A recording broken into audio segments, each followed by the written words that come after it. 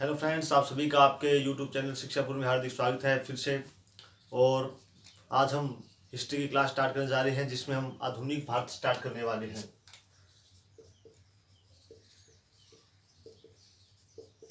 आज की जो ये क्लास है आधुनिक भारत से, हम इस क्लास को स्टार्ट करने जा रहे हैं, जिसमें हम आधुनिक भारत के बारे में पढ़ने वाले हैं।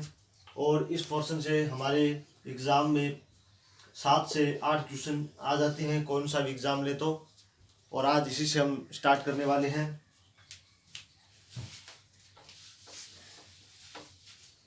और आधुनिक भारत को हम स्टार्ट करने जा रहे हैं, वो हम करेंगे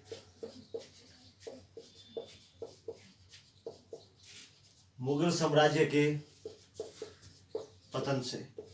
कहाँ से स्टार्ट करेंगे? मुगल साम्राज्य के पतन से। अलग अलग लोग अलग अलग तरीके से करवाते हैं, हम यहाँ से स्टार्ट करने वाले हैं। ठीक है, तो इस मुगल साम्राज्य का पतन किस प्रकार से होता है, पहले हम इस बात को जानेंगे कि ये मुगल साम्राज्य है, इसका पतन किस प्रकार से हो रहा है। आपने एक नाम सुना होगा, औरंगजेब।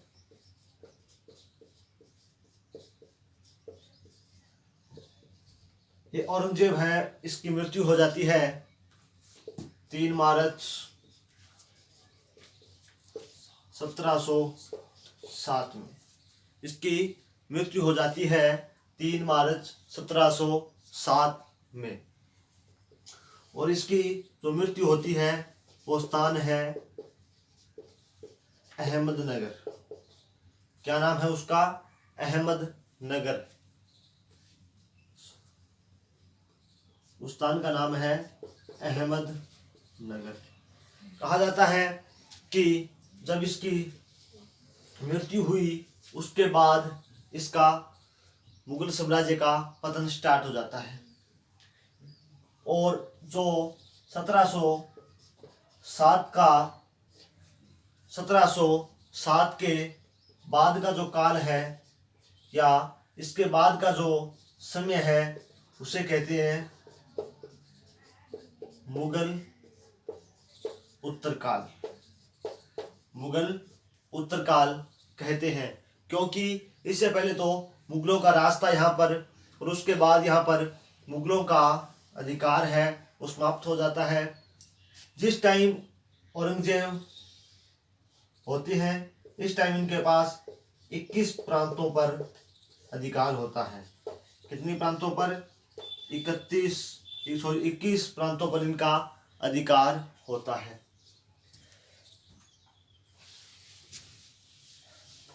तो अब जानेंगे कि अचानक औरंगजेब की मृत्यु हो जाती है, जिस कारण इस मुगल साम्राज्य का पतन हो जाता है। इसके क्या कारण है ऐसे कि औरंगजेब के तुरंत बाद इस मुगल साम्राज्य का पतन हो जाता है, उसी के बारे में हम जानने की कोशिश करेंगे। तो इसमें कुछ इतिहासकार हैं, उनका नाम है यदुनाथ सरकार, और इनके साथ एक है श्री राम शर्मा और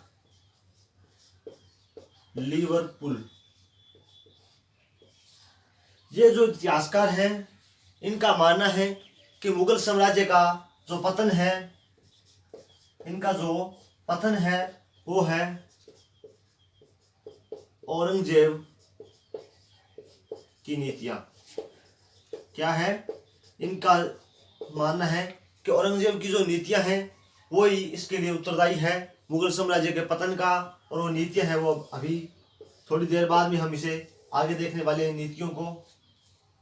ठीक है, और इसके बाद कुछ इतिहासकार और हैं, जैसे उनका नाम है अतहर अली, और एक है सतीश चंद्र। ये कह रहे हैं कि मुगल साम्राज्य का पतन का कारण एक दीर्घकालीन परिणाम है, कि बहुत वर्षों से ये मुगल साम्राज्य चला आ रहा है, जिसके कारण ये एक बड़ी ही, यूँ कहें कि एक लंबी अवस्था से चले आने शासन के कारण इनका पतन हो रहा है। थोड़ी थोड़ी दिक्कत सभी में आ रही है, इसी कारण इनका पतन हुआ है। ये अख्तर अली व सतीश चंद्र कहते हैं, जबकि यदुनाथ सरकार, श्री राम शर्मा और लिवरपूल कहते हैं कि औरंगजेब की जो विरोधी नीतियां थी उन्हीं के कारण इनका पतन हुआ है। तो अब इनकी औरंगजेब की नीतियां देखती हैं कि उनकी नीतियां क्या थी।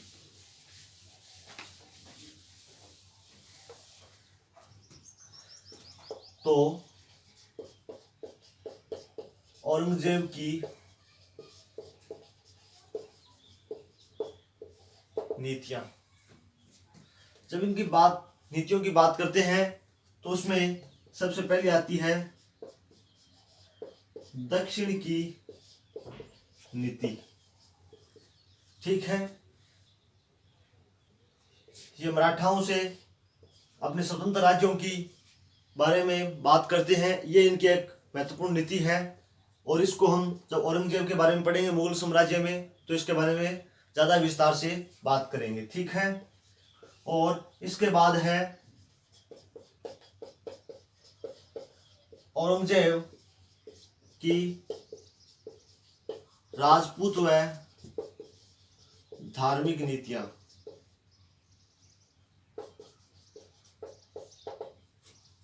इसके बाद अमीरों का बढ़ता हुआ प्रभाव। इसके बाद 4 नंबर पर होता है यहाँ पर कुछ विदेशी आक्रमण होते हैं, जिसमें नादिर शाह व अहमद शाह अब्दाली का आक्रमण होता है। और 5 नंबर पर यूरोपीय व्यापारिक कंपनियों का प्रभाव। और 6 नंबर पर दुर्लभ उत्तराधिकारी। हमने दक्षिण की नीति के बारे में देखा, और इसको औरंगजेब के बारे में पढ़ेंगे जब इसको पूरे विस्तार से करने वाले हैं। इसके बाद औरंगजेब की राजपूत व धार्मिक नीतियां, यानी औरंगजेब चाहता था कि जो राजस्थान में जो राजपूत हैं उनके राज्यों को हड़प लिया जाए, और इनको जो उनका धर्म है उनको अपनाने के लिए यह प्रेरित कर रहा था, जिस कारण लोग इनसे दूर भाग रहे थे। इनके जहाँ पर ये शासन कर रहे थे वहाँ की जनता इनसे संतुष्ट नहीं थी। इससे लोगों में इनके प्रति यूँ कहे कि एक अविश्वास हो गया। इसके बाद लोग वहाँ पर कुछ अमीर लोग थे वो आने स्टार्ट हो गए, जिसके कारण इनकी वो बात नहीं बनी। उसके बाद विदेशी आक्रमण हो गए, जैसे नादिर शाह, अहमद शाह अब्दाली का आक्रमण हुआ। यूरोपीय कंपनियां आने लगी जिससे वो यहाँ पर व्यापार कर रही थी, वो इनको हराई जा रही थी। और उसके बाद इनके बाद जो उत्तराधिकारी थे वो बहुत दुर्लभ थे, जिन्हें अंग्रेजों द्वारा और विभिन्न राजाओं के द्वारा हराया जा रहा था। इसके बाद देखते हैं कि औरंगजेब के उत्तराधिकारी कौन थे।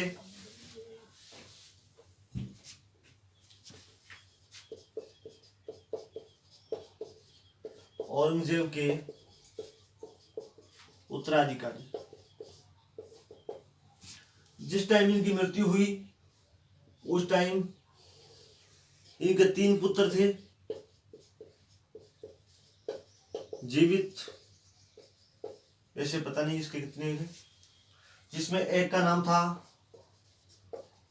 मुअज्जम, दूसरा आलम और तीसरा काम बख्श।